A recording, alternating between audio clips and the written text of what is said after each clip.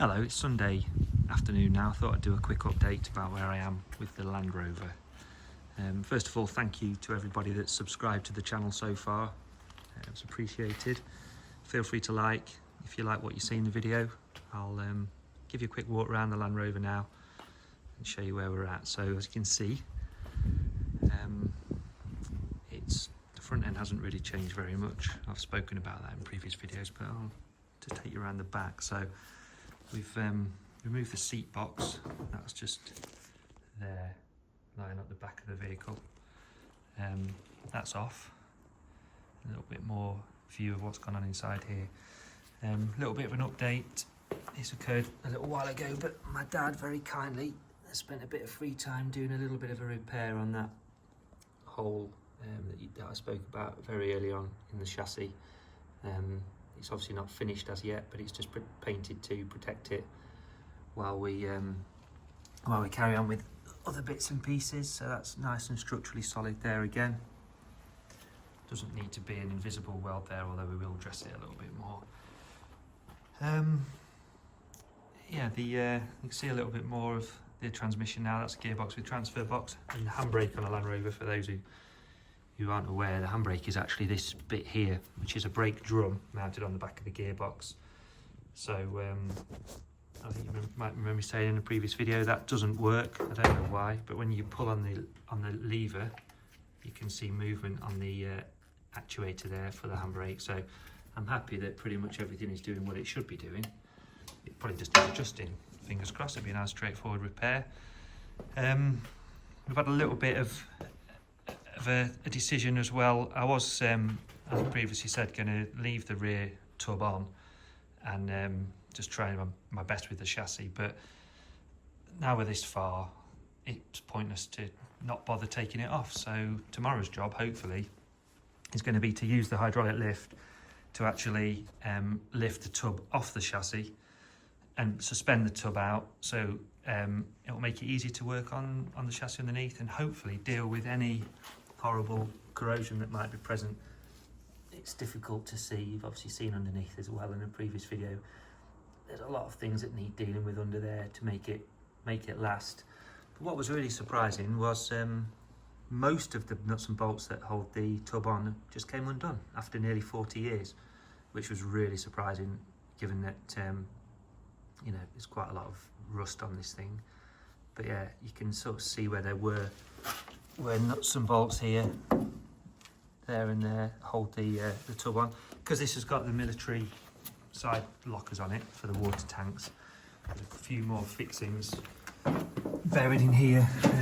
We've had to do a little bit of removal of the heads of those, just because they are really badly corroded. If I show you underneath, just there, that's the bottom of those fixings, and there's some more as well here that I need to undo in order for the tub to clear the chassis. So that's tomorrow's job as well. Yeah, but pretty much everything else came undone quite nicely, which is good. You can see under here this chassis, there's no way I'd be able to get to that and treat it properly now with a tub on. So for the extra work, let's just get it off, expose the chassis fully, and deal with any corrosion, treat it, paint it. Should hopefully last a good long time. It'll enable me to do a proper job of changing the brake pipes, fuel pipes, anything else that wants doing. Having a look at the fuel tank, which is corroded, and see what that needs, whether that needs replacement or not. So yeah, that'll be interesting when we come to do that. So in the back, I've taken off the roll hoop and all the roof hoops. They're all gone. I sold the FFR roof in the end, which was horrible. I'll put a picture of that on in a minute. That was absolutely horrible, heavy, bulky. It didn't even fit because it turns out it was off a Series 3, so it didn't have the right fitments for the Defender. So that is gone. Someone drove all the way up from Shropshire yesterday to come and pick that up. Hilariously managed to somehow squeeze it in the back of his Discovery, even though it's the size of a Defender. Rolled it up and squeezed it in and strapped it in with the back door. That was good. So that's gone.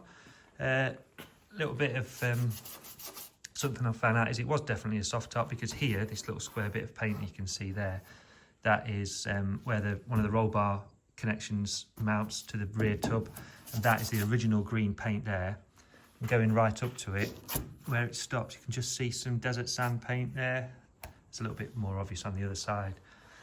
So back in the 90s, when this vehicle was sent to the Gulf with the King's Own Scottish borderers, that would have hastily painted them in desert sand, and this one was painted right up to there, and the roll bar hoop would have been there, sorry, the roll bar mount would have been there, which I'm pleased with, because I didn't know really if it was a soft top or a hard top in the Army. I think it's probably had both, and the reasons for that is that here on the back there's a mount for a rear door hinge there.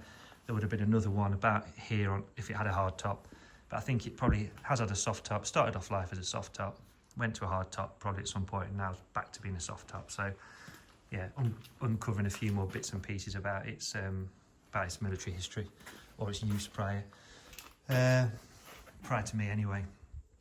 So going back to the bodges that it's had previously, the previous keeper, somebody was clearly a fan of or only owned an angle grinder to remove stuff. You can see here, look, someone in there attempts to grind some fixings off the seat box. Has used a grinder and ground a good section of the rear tub, the side panel there away, which is annoying. There's grinder marks there, and if I show you the actual seat box itself, which has again had some questionable repairs, you can see little grinder marks there where someone, rather than make any effort to actually undo any bolts, has just ground them off. And maybe they were corroded, maybe not, but if you're going to use a grinder, then at least don't damage the bits around what you're removing. Anyway, it's done now, so we'll sort that out one way or another. The seat box has had some repair because it's really good on that side, and then when you look in there, it's scabby, really scabby. So and there's evidence of weld damage on the paintwork there, so it's obviously had some welding done. So yeah, pretty much where we are now. I've taken the seats out, they won't come back in. I'm going to change the seats. I'm going to do another video soon with a little bit of a backstory behind this, why I've ended up buying it, and what my plans are with it. But we're still dismantling. There's still other things to happen. There is another little bit of news as well that I nearly forgot about. So the bulkhead, as you've seen, is poor. There's holes there, holes that I've already spoken about. So here we go. I've got a replacement, another bulkhead, which is equally as bad. It's rusty in very different places, or similar places actually. There's rust. There's rust there on the footwell, a nice massive hole there on the footwell. However, the benefit of this one is it means we can repair it off the vehicle, get it all prepped, painted, repaired, nice, done, and then drop it straight on this one, take this one off, and then repair this one and hopefully sell it to recoup a little bit of the cost of this build, because good bulkheads now, well, you can't get a good used Defender bulkhead. They're either rotten and needing a lot of work like mine and that one, or they're brand new, which is about 1,400 quid for a galvanised one, and that's the cheapest you'll pay, give or take, which is a lot of money. So paid just over £100 for that one. It needs work, a few days welding, some repairs to make it good again, but that's achievable. So we'll replace it with this one. And yes, I know there'll probably be, well, that's the original bulkhead, why don't you take that one off and repair it? But this is, I'm trying to get this project done sooner rather than later for various reasons. I want it on the road. I don't want it sat in the workshop for months, and I don't want it sat here not being able to enjoy using it. So there's kind of an element of a time thing with this project.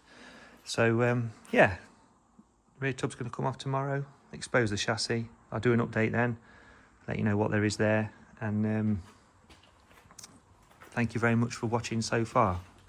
Keep liking and subscribing and sharing this as you can. Thank you.